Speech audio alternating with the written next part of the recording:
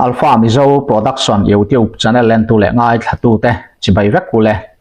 November ni som ni le pahni ania kan riat thau angin November ni sari zana Jiribam district Zairon lama meitei ho chu anron thok chuak thut maya ralmuang takin anom to emotia thamuang taka anom lain meitei ho hian silai anron kap vak kuwaka ni chuan kan unau zo faten an chua san to meitei thunun na meitei thunei na hnuai lama om kan unau ten an chua san inten ron hala ti chuan silai an ron kap na sem em mai boka ti chuan chulai kan unau ten an chua san to na in nan hal mai po chu du tok lovin khatia silai ron puak ta changlet tu an om mai bok si lo nen kan unau te a him chin ni a hria a an lo in thiar fi hlim to na he ti lampang zofa te om tam na lama om te po an ron zui chho ta zela ti chuan van duai thak tak main pungur than sang ate chung kwa chu meitei ho hian an lu chil ta a pi zo sang kimi an upui chu meitei ho mi som ni borvel an ina hian an kong kharon pet hongin an ron lu ta ti chuan silai an ron kap zui ngala an mangang an chi ai vek to a enge tia ti lo tur pon kha to lawata chuan pi zo sang kimi chuan a hliam thu ron soin no pangkha kanu le pa nen khan lo han thiar fi hlim phot lamun hima lo han da phot ro aron ti trok troka pi zo sang kimi hi van doi thak tak main amala an ka fuania ti chuan apasal pungur than sang le anu le pa te chuan an fa te no pangte te pathum chu pomin mun him lama an tlan puita a chutia mun him lama an tlan pui hnu chuan pungur than sanga pizo sang kimi pasal chuan anu pui chu ron ngai ven le in ron huai chu ve le nge ya tuma amai ro chu kang mei a chuak na sa to em a chu mai ni lo chuan meitei ho hian silai an kap puak tuar reng boka an au chel chul mai bok sia chutiang ani awang chuan ata na kal a him to lo ve ti in an lo hrila ti chuan anu pui a mangai em mai chu thei top chu a lak chu le ngei tumba se ala chuak thei talawa tiang hian har sat na tokin pizo sang kimi chuan chatuan ram min lo pan san ta nia pizo sang kimi postmortem report alan dan chuan amal veilama hian thirkil centimeter nga vel kil lu ania silain voi thum man ka pa akong chunga po an ka tlang na silai nu ma a oma athi na chan berero hal hlum ni in ala thi ma hian an hal hlum ti na ania aluru hi dar veka thuak te po bo vek ani kha akut veilam hi mun nia an tan bun saka amal veilam po hi mun nia an tan bung boka amai ro chu pong sual ani le ni lo hi riat thei ani talova a chan chu ataksa akan na sat ema wang ania amala tanga an lak chua thirkil na te po hi theisayo kuta pe kania a theisayo wero meitei ania pi zo sang kimi hian ro rel na dik amu po arin om lo hle maya an torna arap thak em atuna hian omna tur mu mal po antana om to big silova markholiana relief kema anu le pa le afa te pathum nen an khosa a tin an pa pungur than sang hi tuna hian hetia engemo thin thong deuh thil a hriat te hian a lau thonga amang anghal mai zela an hun tonin azir bok kantidon nge azir lo kantidon ni akong ai thak khop maya ti chuan hei hun thatak mai min pe a khatia November ni sari zana van duaina an to dan te kha ama point kan soi theyang atia wangin in thahung takin kan han zota amai ro chu min chan na te hi mar tong ania dulian tong khadu anga man thei lo wangin kan khathiam vek tura ngai tai langin a tho me ama kan biak na ngai thak chun somang ole kan ria tangin hei pungur than sang te chuan Zairon lama wan doi na rap thak tak mai an to ka kan ria tangin kan sarmu anu pui tu tak mai chu ti hian meitei hoveng rong tak mai anun na an lak chaka yang ang hian tu na hian bai vai takin an khosame kania an din mun hi akhir khop maya an mani laina ta tholom rong phe tu te kan oma kan lom le maya he ani ton lom thu han soi te po aduanga e e zo sang kimi pasal kha ania e zan lama thil an ton dan an boruak ton dan ate kha anin zo tanga he ani hianin lu sei tong du lian tong hi du angin a mang theilowa kha thiam vek khowa amai ro chu atlang pui kha chu kan thravek tho tura kan nga ya ti chuan hei amasa in e chubai kan han bu masa che a hun thatak mai min pelom thu kan soya tuna hian eng angin nge in khosak le in te kha khati khan ta sia tuna tu bula nge in om le tu tak hin chu mo o mar kolin if game kan umin kan ko sa mo o relief ke mai o matero o ani chu ti chuan khatilaya om ang khain ei za a relief ke am om ho kha tiang chuan in khosa top mai ni mo relief game min thang puinan hung pek ang kha an sunga kan fak to pela ani chu o ti chuan engtin nge in fa te kha kum engzat tenge an ni to hlom le anau pang hi kum thuman ta mo aming chu Frankie lal choi sang ani amo chun ado ta mi hi Rose lal ring dik ani a ama hi kum rukni ani amo chun adot no ka mi a pathum na hi kanau la ya upatak hi Victoria lal daw mo yana ama hi kum yan ta ani chu chuan sikul ko khang kal som thei to om chi lova sikul te khan kal ve vek om sia thu khan apa khan enge ni anu van doina to ma kha chuan anu khana kai fuai thei vek anga ti khan sikul pon chol vek hai taringot mai ni mo ni chu awa poi thin em ani le engting nge an lanau pang ang reng sia nu tel lova khatian han khosak khan zan lama te hei nu ngai rual lek lek an lani sia an buai thak em le zana ten mu thei zana chun chu kar chang chu kan in thei no chang khom chu thowa mo tu hin ka ureng hai nu mai pathum le kanu le pan sa mo anni hai chu na chula poimo atul po anni boy show ma mo tu hin anni khom chu relief game an mi en kai an mi en kol singa anni khom chu an mi thang puya mo now le te hai boy som tulna na hai anni boy som puya ani chu le lama chu anin khatiang anga anni an lo om chuin van mai tu he mai te ro ni patang chu anin zanan han tra vak te khan ti vak ngai nei fedon si lawa aha thak don bange ani chuan engtin nge khatia van duaina in han to zana khan a soi pon nuam lutuk lawanga mai ro chu tu chiang de zo khan sia ta kha ni pui te pon an chak thina chu wangin khatia van duaina in to zana khan eng angin nge dar eng zat vela nge mei te khan ron tho chu a na no vekem ni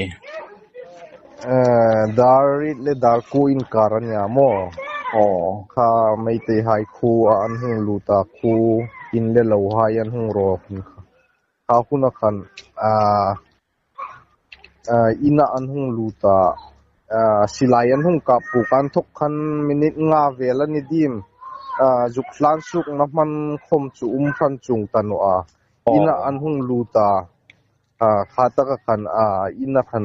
kot hayan hung sir honga khataka khan silayan hung kap puk na vela khan kanu mai kha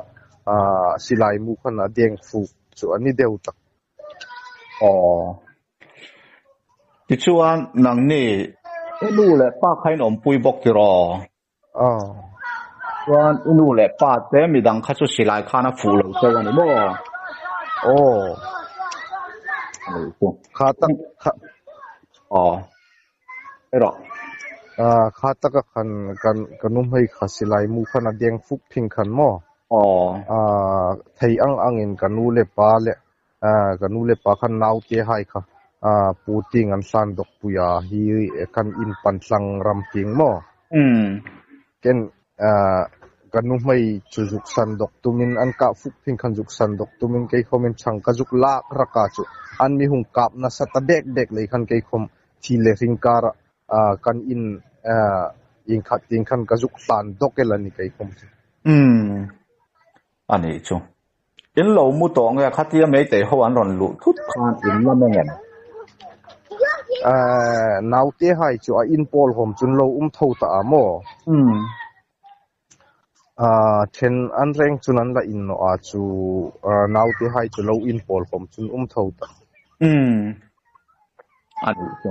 ti chuan khatia in nu an ka fu ta ka kha ama kha ka fu tung hrimin nge silai khan ron me puang ha la nangma ni vauna nan ron met puak hrim nge nangma ni ka tung ka fu tung hrimin an ron kap le chu lai tak chu kai khomin ka ching no a puti ngam thokan hung ka fu mani sunga hung lut hai ka fu mani kha kai khomin ka juk khri ching dik no amo silai mu kha an na sata lo lei khan a ko ting pangan thoka puti ngam thoka hung fu mani silai mun in sungam thoka hung fu mani kai khomin chu lai tak chu ka juk ching dik no nia borwa kha in chi ai vek to don sia te ro ta khan tul lai kha silai mu an riveng vung ta lei khan lungril mu mal khom kan nei thei ta no amo ti chuan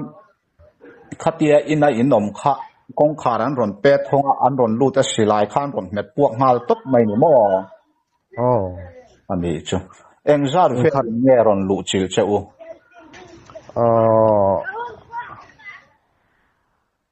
hung lut hai po kha chu kai khomin ka juk ching chi no in sunga hung lut kha chu som hi bor velan ni dim ani chu ti chuan enge ni in siat thei kina in an hal mak an in bungrua te kha eng ma in chu man lo ba ya in le lo in chana khan cheng engzat ku vel nge in chan ralang poisa te po in da ve nge om sia poisa lem chu si kan nei ran chung no amo kan in le lo wan mi ro pek le kan document hai an mi ro pek le kan bur le bel kan thum le par hai an mi ro pek khanel sum lem chu ran pan chunga juk si a juk kang ral lem chu om ran chung ani chuan eng ma in le kha poi mo document poi mo po in la chuak thei lawa bank account tak dial po la kuang man lovin ti khan in tan chuak ta vek mai ania mai te ho khan in nan hal ha khan in bungrua kha a tha ho chu an ru le vek lo mo kan mang ru hai kha kam motor an hung lu ta mo in an hung lut khan silai an mi lot khuma mo i motor chabi mi peron ti motor chabi chun la ka motor chu tula an nam doka chun khata ka khan kan nau te hai khum le ka pa hai khum le kan khum hai khan juk ro tan nga le lani chuan motor chu an ma ni nan la dei nge an hal ve an la ani chu thum le par in dang a khom mo thum le par hai kha chu acha lak thei ding hai kha chun lak pai ni nga ti ke chun ka ba mu ching chi no a chun fil danin mo ani chu ti chuan tia in nu ka tak tia azia ma tor sia chuan itan po mấy cái hậu khan an lâu til vek to sia zu khan zai thei po ni to lovin tiang khan liama tur nuwa khan an soi sa zui ta mai ani bo ku chu kai chun khata ka juk hlan na khan eng khat zingkar chanchin ka kai phone la ka choi ta box sino chu ta ka chun ka upa phone an thok chun khotlang thui tu hai kan juk phone a mo kan nu mai chung ang chuni mi wangai ven pek ro kan juk ya kan kho crp hai khan arung chu an walak ta angkim chu crp han an walak tan myung ti pe ka mo chu phing chun kai ni kha azan khan vai ina kan vari ka vai ina kan ri kha kai chun kan mai chi khom chu kala fi chung an ka fu kha doctor an fe puyan mit ti pe ringo ta mo him tu ra him tu mai la ai ve rek ani mo nakati talun ring lei khan an mi ril num no amo zingkar khan chanchin ching kung kha an mi ril lem chawa ani chu chu kai chun kanu mai rung chu zingkara ka va mu chawan ta zingkar ani chu tak le mai ka mu phing khan lo kang ral vong ta amo ril ru anat dan tu ta kan suang to pui pen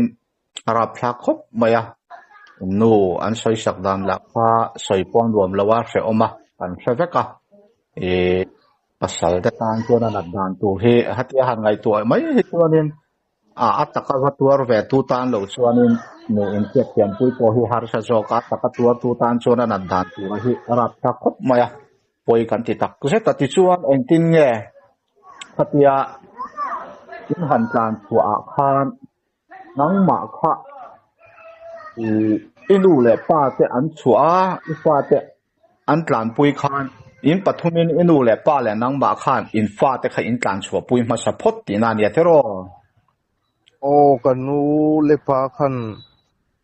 nau ti hai khan lo fen do ka kanu mai an ka fuk phing khan kai khom thei top so in kanu mai kha ka juk fen dok tuma chu an mi hung kam na sat ta bek lei khan mo cái khom thi le ring kara chor ting panga chun ka juk hlan dokel kanu le pa hai le khom chun zana kanin hu wat no dar ni bor vela zan kanin hu phak chawa mo naw ke hai le khom chun nang pon thei to pi chua ma se ti ngai na om ta lo chu ni sia te ro thei top so in san chu ka san dok tuma chu ana chu zo wa chun varu ma ko ule kan mo lu ka watuk fu ka rama ka jam na chun mo chu ta ka chun thei top so in ka upa le wa thoi dok nok ding kan ti a kan ka ya chu inting khan kan wa ngai vena chu kan tu lai hai khan achal rang hai kha dar ni chen kha an jing lei khan in lut ngai na tan no ani chu arab thak le mai ani chuanin engking nge ti khan relief ke ma inom ta ma han lak le dan tur point tan chuan a ping ri viau mai sia ti khan khotlang hruai tu te kai hruai na in inom ta top pri mai ani ya in fact sikul han kal le na turang chi te mo khala ya khan ngai tua thei dan te om ve lem chu tho ati then khat chun in lum chun chu in khat Mount Carmel School Chorchanpur High Khom Fara High en kol dingin lampui road pek rem road pek anti cheu khom chun ti thowa mo ana chu hitaka hin sung le ku kan lan big ron no lai khan ma ting khosak in rel bo ing khom kan la sil no ani chu po ni se kan lo tong trai pui ba ge lang cheu nga pathian ne na tong trai ba lo chu ti thayom lo wa na kin galen na thazok te point la nei khuai tu ra ngai phot mai lang yen ke ro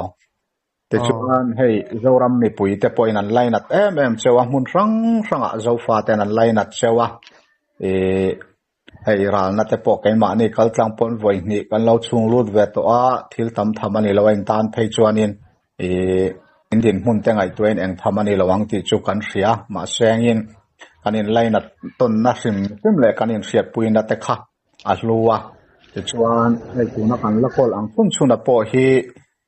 bank account na in ti sakangai do na GPay ten lamang theilawan bank account te kan soyang khan nei te hovenan hal sak veka ti chuan account thar ten siam le ATM ten la nei lo wangin GPay ten lamang theilawa amai ro to account transfer in kan ti mayanga munak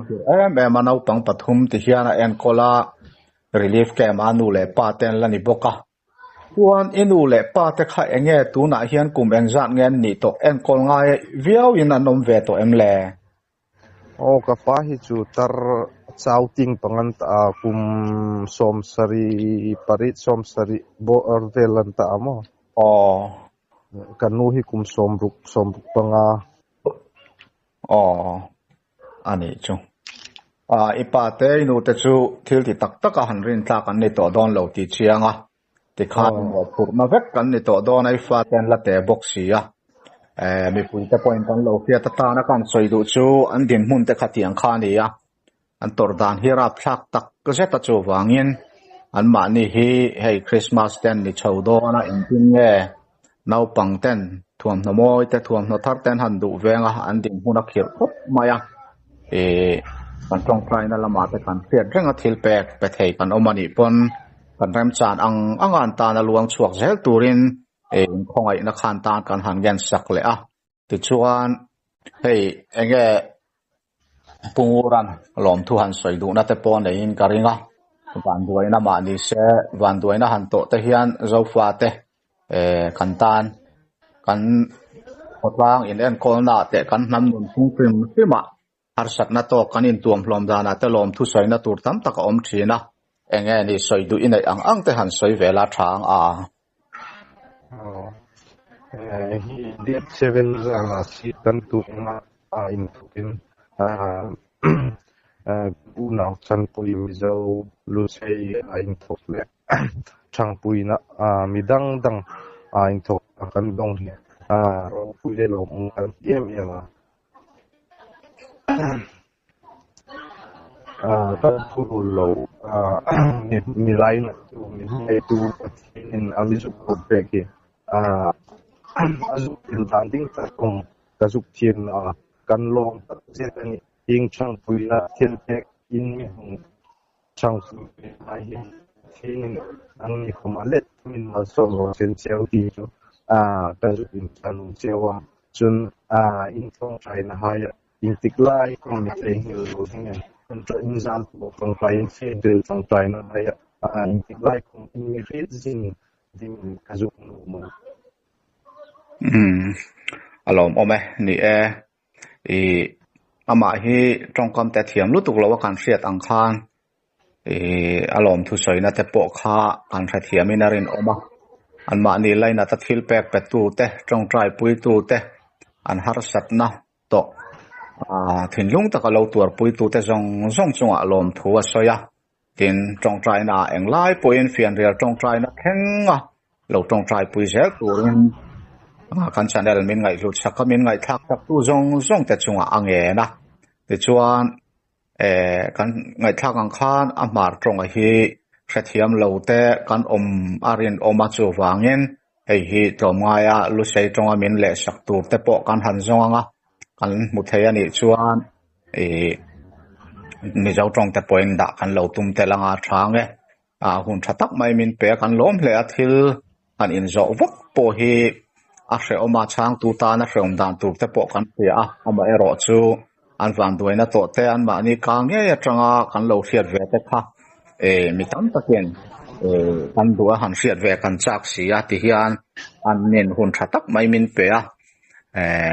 lom kan tia chunga lom thu kan soi tak zeta tin ama hi an din mun an har sat na to te wang khan enge mo thin han thong de thut tang chia te ala normal tak thei bik lova thin thong de ulek thil a to thut po in a boy mai zela chu tiang chu ni ama po tong trai pu yangai em ani ti kha kan soi tel le ram du ani